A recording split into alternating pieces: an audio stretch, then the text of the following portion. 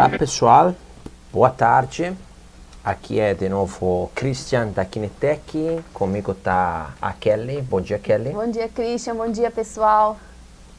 Então estamos em uma nova live. Hoje trataremos de novo sobre pressão plantar, de uma forma um pouquinho diferente, sempre visando um pouquinho a parte clínica. Sejam bem-vindos. Estamos ao vivo no Facebook. Mais tarde será pronto também o vídeo no YouTube, tá? Então, se ainda não se inscreveram no nosso canal no YouTube, corram lá e façam a inscrição, porque tem muito conteúdo interessante da ver. Além das lives, temos outras coisas bem bacanas, entrevistas, vídeos de produtos também. Então, todo mundo está ouvindo bem? Podem abanar, né? Mandem um oi, escrevam na cidade de onde vocês estão participando. Hoje será a última live que iremos fazer com a Kelly, né? Sobre baropodometria. Na semana que vem começaremos a falar sobre a biomecânica do esporte, um assunto que muita gente está pedindo, né? Então, começamos pela marcha, passamos para a baropodometria conforme os pedidos e agora, conforme os pedidos, estamos passando para a biomecânica do esporte. Iremos fazer as lives com o Guilherme.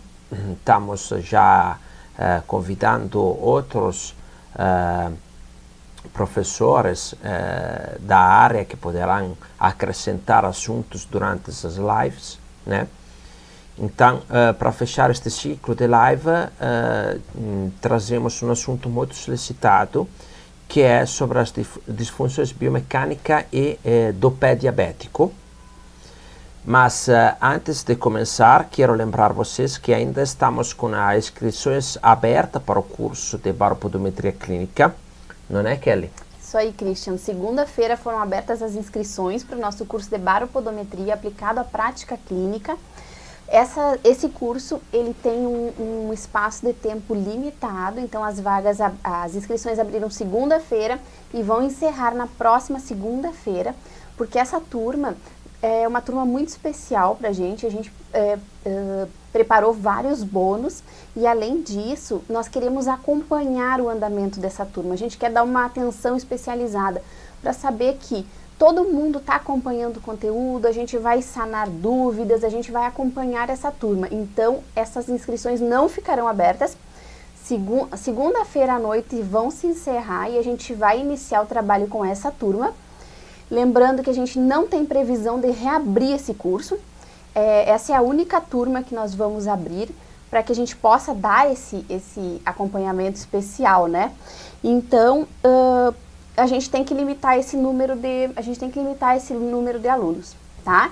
Então, quem não se inscreveu ainda, quem está interessado, corre lá, porque as vagas realmente são limitadas, a gente não vai abrir além do nosso limite, além do limite que a gente consiga acompanhar todo mundo, tá? O link vai ficar, o link para inscrição no curso, para acompanhar todo o cronograma, todos os bônus que nós preparamos para vocês. O link vai ficar aqui na descrição, nos comentários, o pessoal vai colocar ali, vocês acessam e façam a inscrição, confiram, o curso está muito interessante. Perfeito, Kelly. Então, pessoal, não percam tempo, garantam a sua vaga. Eu garanto que o curso é realmente bom, válido, completa muito a parte do primeiro módulo de baropodometria que foi lançado 2 anos atrás. Vale a pena. É um curso que vai abrir conhecimento de forma muito aplicável, tá? Para qualquer dúvida, entrem em contato conosco. Mas, bom, Kelly, hoje podemos começar então a falar sobre as disfunções biomecânicas do pé diabético. O que temos a contar, Kelly? Vamos sim, Christian. A disfunção do pé diabético é muito solicitada pelos colegas que querem avaliar, querem saber como tratar. Para a gente fazer um bom tratamento, a gente já conversou antes que a gente precisa fazer uma boa avaliação. Então, a história da avaliação do pé diabético com baropodometria, ela já é bastante antiga, né, Christian? Exatamente. O Christian conhece bem essa história, ele vai nos falar um pouquinho sobre essa história do baropodômetro com a avaliação na disfunção do pé diabético?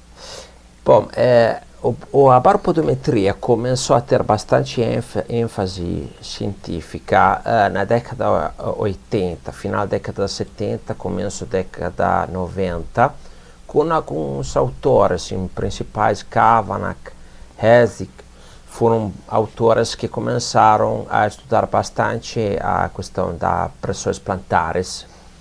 E logo depois, sempre na década 80, começou a ter um utilizo clínico, principalmente para avaliar o pé diabético, avaliar zona de cargas para tentar criar palmilhas ou sapatos para evitar ulcerações em pés diabéticos.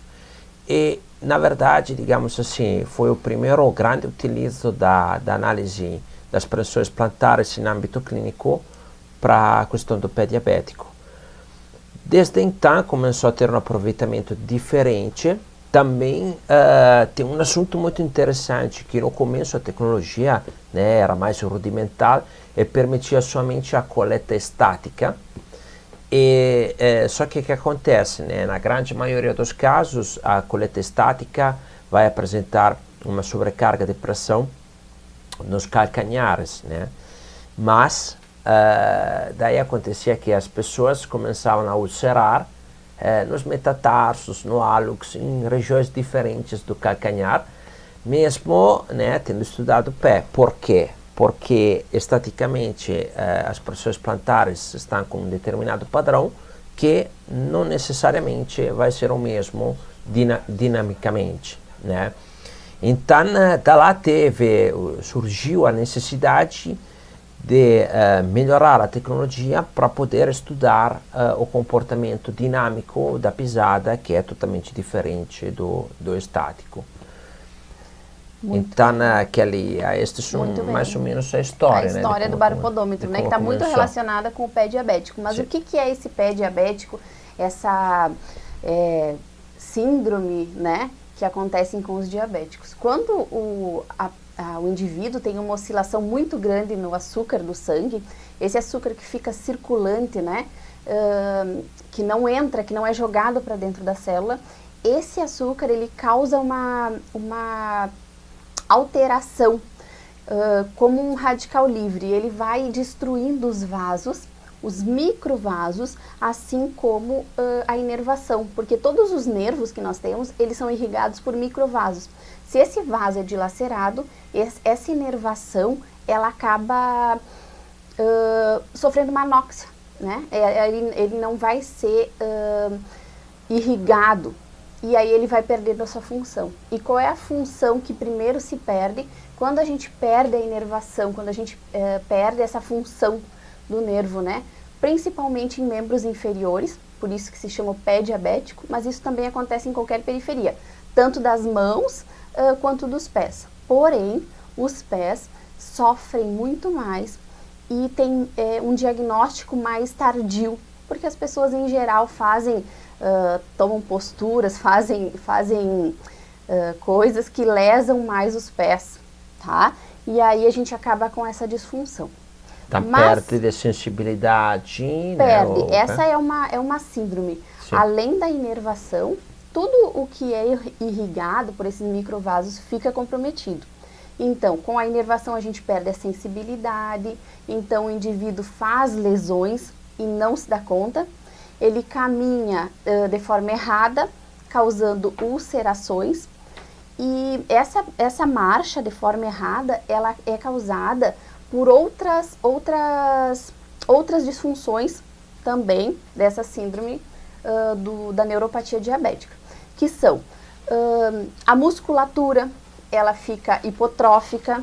Então, a musculatura do pé, ainda por conta dessa falta de irrigação sanguínea, a musculatura ela fica mais atrofiada, ela causa disfunção na biomecânica do pé, então o indivíduo começa a alterar a sua marcha, a musculatura intrínseca do pé vai perdendo função, a musculatura de ação do tornozelo perde função e com isso toda a marcha fica alterada, toda a biomecânica da marcha fica alterada, além de perda de equilíbrio por conta do déficit proprioceptivo, né? O déficit proprioceptivo, por conta do tornozelo e por conta da inervação que não está realizando a sua função corretamente, né? Então, a neuropatia diabética, ela atinge o indivíduo de várias formas, tá? E o indivíduo, ele, em geral, chega para um tratamento já bem tardio. Muitas vezes já teve que sofrer uma amputação. Muitas vezes essa alteração na marcha ou comportamentos errôneos, como não secar bem os pés, não usar calçados confortáveis, caminhar com os pés descalços, que pode causar lesões. Essas posturas, essas atitudes que as pessoas têm, causam as lesões. E muitas vezes lesam o pé, não se dão conta, e aquela pequena lesão causa um processo inflamatório que com a diabetes se torna irreversível. E aí ocorrem as amputações. O indivíduo começa a fazer cirurgias, né, para que a gente retire esse processo inflamatório, e acaba que o indivíduo chega para nós, para um tratamento, já numa fase bem mais tardia. Então, muitas vezes ele chega já amputado ou com uma neuropatia diabética muito avançada, que fica difícil de tu retomar a função. Lembrando que a neuropatia diabética é uma disfunção crônica, né? E que a gente não vai conseguir reverter esse quadro.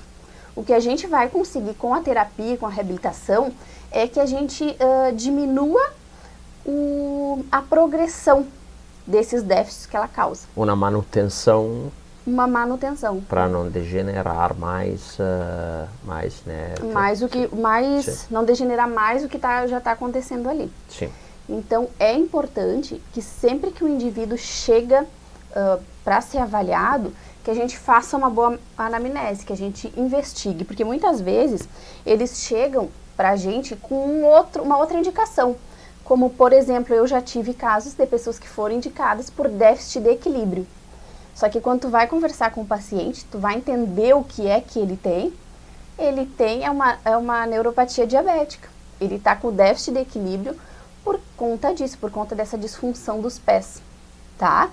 Outro fator também que a diabetes traz, claro, não está relacionado com a neuropatia, mas o diabético chega para a gente muitas vezes com um déficit de visão bem acentuado, que muitas vezes ele não se deu conta. Esse caso desse senhor que tinha desequilíbrio, ele tinha um déficit visual, que ele não se deu conta, o médico dele não se deu conta, ele já estava com um déficit visual bem grande, além da neuropatia diabética, já cometendo de uma forma bem progressiva o equilíbrio dele. Então, isso é uma questão de saúde pública. No Brasil, tem um número muito alto de diabéticos. E de 5 a 20% dos diabéticos já tem a neuropatia já instalada. E como não tem regressão, né, como a gente é uma disfunção que a gente não consegue reverter, então a gente faz o tratamento de manutenção, para que ele não perca totalmente a função, não perca o equilíbrio, porque o indivíduo fazer uma marcha adequada com uma disfunção sensitiva é muito difícil, Christian. Além de iniciar com uma marcha errada, que pode causar as lesões, né, calosidades e úlceras, ele também vai ter quedas, vai ter vários outros problemas que são causas que levam a óbito mesmo, causas de morbidade. Então, nós que somos profissionais da saúde, nós temos que estar bem atento com esse tipo de disfunção, com esse tipo de indivíduo que chega no consultório, considerando que a diabetes tipo 2, ela tem uma incidência muito grande no Brasil. E como a pressão plantar pode ajudar a gente, Kelly? A avaliação da pressão plantar, Christian. Sim. Deixa eu só perguntar se as pessoas têm dúvida. Se o pessoal tem dúvida em casa, pode me mandar as dúvidas que a gente vai respondendo, tá? Estou achando um pouquinho baixo. Pessoal, como é que tá o áudio aí? Tá baixo? Ok, vamos tentar falar mais alto. Ok. Falamos mais alto então. O pessoal aí de casa dá um feedback pra gente como é que tá o áudio. Tá melhor agora? Que a gente vai falando mais alto. Ok. Se tiverem perguntas, Dani, pode chamar. Avaliação das pressões. Christian, quando o indivíduo chega pra gente no consultório com uma disfunção neuropática desse tipo, é importante que nós possamos fazer a avaliação dos pés. Lembrando tudo o que a gente falou, que o maior problema deles, que essa neuropatia traz, são ulcerações, calos que levam a ulcerações e também o déficit de equilíbrio pela hipomobilidade do tornozelo e pela atrofia muscular. Então, quando o indivíduo chega para a gente, é importante que a gente possa fazer a avaliação plantar, a avaliação da pressão plantar. Claro, além da avaliação de mobilidade de tornozelo, de mobilidade de todas as articulações do pé do indivíduo, para saber exatamente onde a gente vai atuar, a gente faz a avaliação da pressão plantar. Por quê? Se durante a marcha, durante a avaliação estática, ele tem um ponto de pressão exacerbado numa localização errônea, é importante que a gente possa tratar, melhorar essa postura, porque daí é um déficit postural, ele está em estática, que a gente possa melhorar essa postura dele, para que ele possa ter um equilíbrio biomecânico melhor. E durante a marcha, como é que se comporta essa distribuição pressórica durante a marcha, para que a gente consiga fazer uma correção biomecânica ideal, o melhor possível. E aí fazer a nossa intervenção, seja ela com palmilhas ou com reabilitação mesmo. Então, eu trouxe um caso aqui de um paciente diabético, em que a gente fez a avaliação da pressão estática e a avaliação da pressão dinâmica. Vamos dar uma olhada aqui. Então, esse indivíduo aqui, ele chegou para... Temos pergunta, Dani? Temos pergunta do Sinésio, não sei se quer responder agora ou depois. Vai lá, respondemos. Ele perguntou uma curiosidade. As complicações do pé diabético vão além do déficit sensitivo e vascular? Há alterações no aspecto biomecânico funcional? Sim. Quem é que pergunta, Dani? Sinésio Melo. Sinésio Melo. Sim. Esse déficit de irrigação sanguínea que o indivíduo sofre, que causa a necrose nervosa, a necrose na inervação ali do pé, é a mesma que causa atrofia muscular, porque se o sangue não está chegando até a periferia, o músculo também não está irrigado, ele fica hipotrófico, a articulação do tornozelo também não está sendo irrigada ou está sendo mal irrigada, e ela começa a não realizar a sua função direito. Então, a dorsiflexão fica complicada, inversão e eversão fica complicado. Então, quando o indivíduo vai caminhar com déficit de mobilidade no pé, a biomecânica do pé com certeza está alterada. Tá? Então, é sempre importante que, de alguma forma, a gente consiga fazer essa avaliação biomecânica do pé diabético. Porque, certamente, não é só a sensibilidade dele que está afetada. Todo o mecanismo do pé está sendo afetado e tem que ser avaliado para que a gente possa fazer uma intervenção correta. Ok? Se não ficou claro, pode chamar. Esse aqui é um paciente diabético. A causa dele ter procurado fisioterapia é déficit de equilíbrio, muitas quedas sucessivas. Então, um paciente diabético já há mais de 6 anos. Lembrando que a média da neuropatia diabética de 2 a 3 anos, os indivíduos já começam a apresentar sintomas de neuropatia diabética. Porém, a estatística do Brasil, Christian, diz que os brasileiros só descobrem a diabetes tipo 2 após 2 anos de ter uma disfunção ali na glicemia, né? Então, A linha de descoberta do diabetes tipo 2 é 2 anos, então, em geral, essas pessoas já estão desenvolvendo uma neuropatia. Tá? Esse indivíduo aqui, um senhor, 60 anos, muitas quedas, procura fisioterapia porque tem muitas quedas. E aí realizamos a avaliação. O que a gente consegue observar aqui? Ele tem, na postura estática, tá? Essa aqui é uma avaliação estática com baropodometria. O que ele nos apresentou? Aqui, uma sobrecarga sobre o pé direito, que fica bem evidenciado aqui com a cor vermelha, que é ponto de sobrecarga. Ele tem um ponto de pressão máxima aqui em 5º metatarso, bem exacerbado para 100 metatarsos, uma das regiões que mais são ulceradas no pé diabético, região metatarsal. Esse senhor já tem um ponto de superpressão aqui em metatarso, tá? Sobre o pé direito, então a gente já tem que tomar cuidado com isso aqui. Aqui ele já apresentava uma calosidade que não é percebida pela falta de sensibilidade. Então, muito provavelmente isso aqui em pouco tempo se torna uma úlcera de pressão. Poderia ser. Ele é bem característico, um ponto de pressão aqui. Mais sobre o pé direito. Outra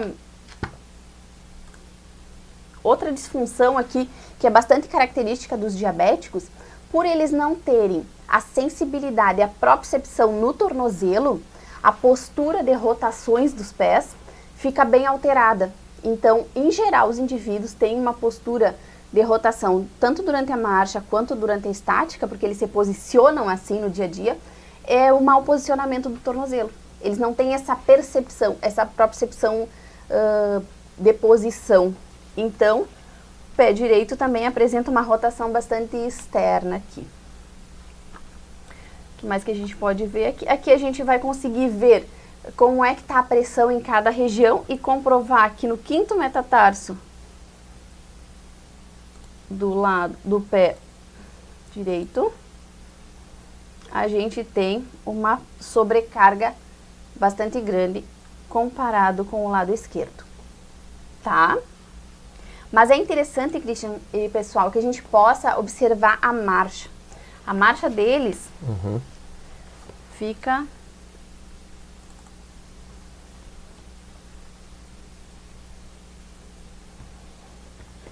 bastante alterada. A gente pode dar uma olhada nesse pé aqui, que nos mostra o gráfico de pressão máxima e a curva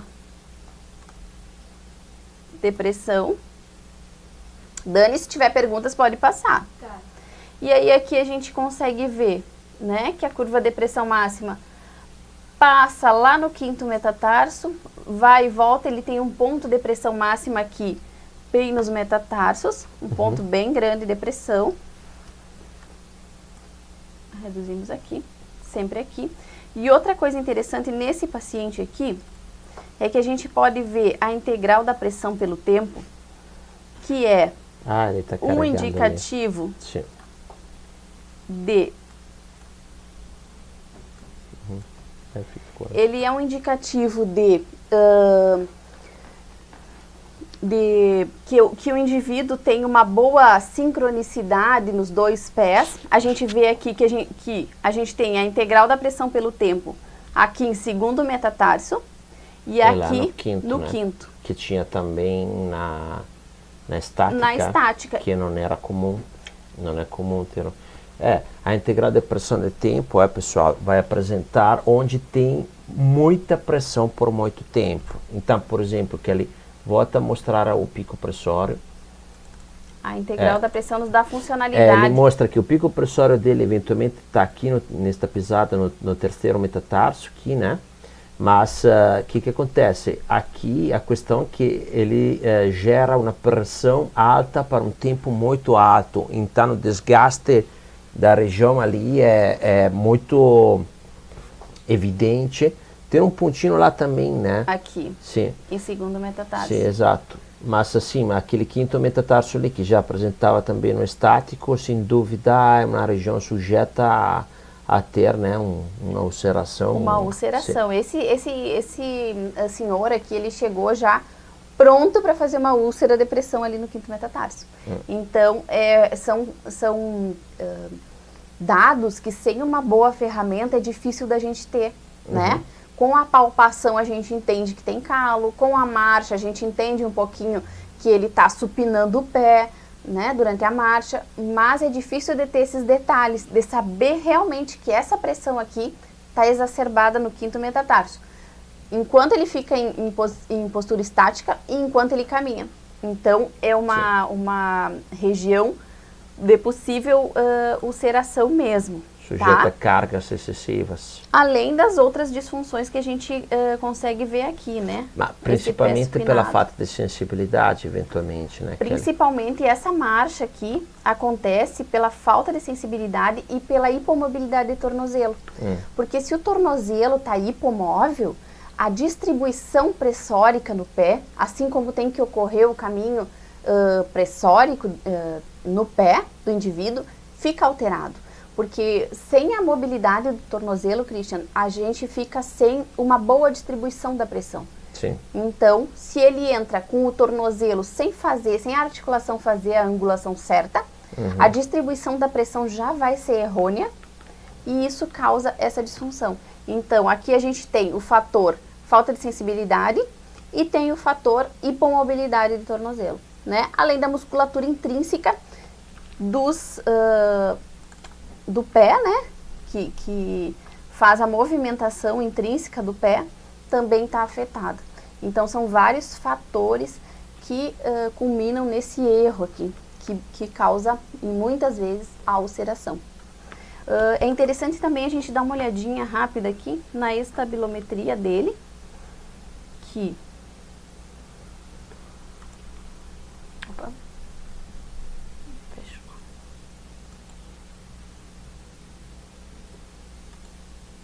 Fechei tudo. Fechei. Que é interessante. Dani, se tiver perguntas, pode passar. Porque, e com isso, o déficit de equilíbrio, o equilíbrio também está comprometido. Então, a gente consegue ver aqui uma curva bem oscilante, tanto na oscilação na movimentação lateral, no equilíbrio lateral e no equilíbrio antero-posterior. Então, ele tem uma curva bem ruidosa, com pontos de retomada de equilíbrio bem acentuadas aqui. Então, o equilíbrio, ele também é um fator que tem que ser avaliado nesses indivíduos. E a sway dele como ficou? As quedas são muito frequentes. Bah. As quedas são muito frequentes nesses indivíduos, e indivíduos diabéticos, a gente tem que cuidar desse fator, porque um indivíduo diabético, idoso, que faz uma fratura, tem um prognóstico muito ruim. Então, se chegou até a tua clínica, até teu consultório, um indivíduo diabético, déficit de equilíbrio, déficit visual, ele tem que ficar atento às quedas, que se ele vier a sofrer uma queda, uma fratura, uma lesão mais importante, digamos assim, o prognóstico dele é bem ruim. Então, é um indivíduo, o paciente diabético é um indivíduo em que a gente tem que ter uma atenção bem especial. Embora ele não chegue na clínica dizendo, eu sou diabético, meu médico me encaminhou para cá, que isso muitas vezes não acontece, a maioria das vezes não acontece. Eu sou diabético, meu médico mandou procurar uma fisioterapia. Não, dificilmente isso acontece. Muitas vezes eles chegam amputados, e aí tem a disfunção por conta da amputação, que aí a gente tem que fazer todo o trabalho de reabilitação, de colocar esse indivíduo na função, mesmo com a amputação, seja ela uma amputação pequena ou maior, a gente tem que reabilitar esse indivíduo. Se ele chega com úlceras de pressão, com déficit de mobilidade do pé, a gente tem que intervir e estar atento para o que vai acontecer depois. Ou simplesmente se são idosos que chegam por quedas. Muitos idosos chegam com quedas, com queixa ou com indicação do médico, porque tem muitas quedas e precisam fazer fisioterapia por isso, precisam fazer uma reabilitação por isso.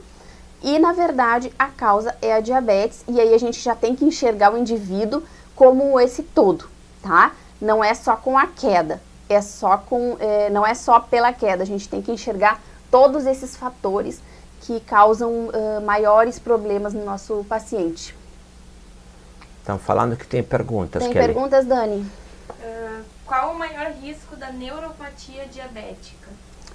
A neuropatia diabética tem essas questões que a gente falou, mas o maior risco que pode colocar o teu paciente no hospital com um risco maior é a ulceração. A úlcera pode ser causada pelo excesso de pressão, como a gente viu aqui, esse senhor que já estava ulcerando o pé, porque uma úlcera num diabético, essa úlcera acontece porque o tecido sofre uma sobrecarga, vai lesionar, vai necrosar aquele ponto de maior pressão, em que muitas vezes ele chega para o médico já com a necessidade de debridação, que é tirar toda a pele necrosada, com processos inflamatórios ali, e essa ferida fica profunda, e o diabético tem dificuldade de cicatrização, né? Então, dificuldade de cicatrização, uma ferida aberta, ela reinfecta muitas vezes. Quando essa ferida reinfecta muitas vezes, ocorre a osteomielite, que é a infecção do osso. Quando acontece essa infecção do osso, que é uma infecção de difícil controle, acontecem as amputações. Então, eu considero o que tem um prognóstico mais ruim, ou que a gente tem que dar mais atenção, são as ulcerações que o indivíduo faz por todos esses fatores. Um diabético internado com um processo infeccioso pouco controlado ou de difícil controle, tem risco de vida, né? A mortalidade é bem alta. Tem mais alguma pergunta, Dani, que o nosso tempo está estourado. Gente. Ok. Perfeito. Então, se não temos mais pergunta, hoje o assunto foi bem interessante, bem clínico, muito bom, Kelly. Parabéns para todo o material que tu trouxe, o exemplo que tu deu aqui. Acho que deu para entender bem como estudar o pé diabético através das pressões plantares também. Então, só relembrando, né, pessoal, que o curso ainda está aberto, as inscrições até segunda-feira, que iremos encerrar, né? Vale a pena participar desta turma. Dentro da nossa página de inscrição vocês vão ver todos os bônus. Um deles vai ser justamente um webinário para tratar as dúvidas que surgirão durante o estudo do curso, né? Então, é isso aí. Quem quer se inscrever tem o link lá nos comentários. Bom final de semana. Muito obrigado, Kelly. Christian, foi um prazer, pessoal. Foi um prazer ter estado com vocês aqui todas as sextas-feiras ao meio-dia. Na semana que vem já não sou eu que estou aqui na live, é o Guilherme. Então, ele vai trazer outros assuntos. Mas foi um prazer imenso ter estado com vocês esse período. Não esqueçam que as inscrições do curso para uma excelência em avaliação baropodométrica vão até segunda-feira, às 11h59. Tchau, tchau, pessoal!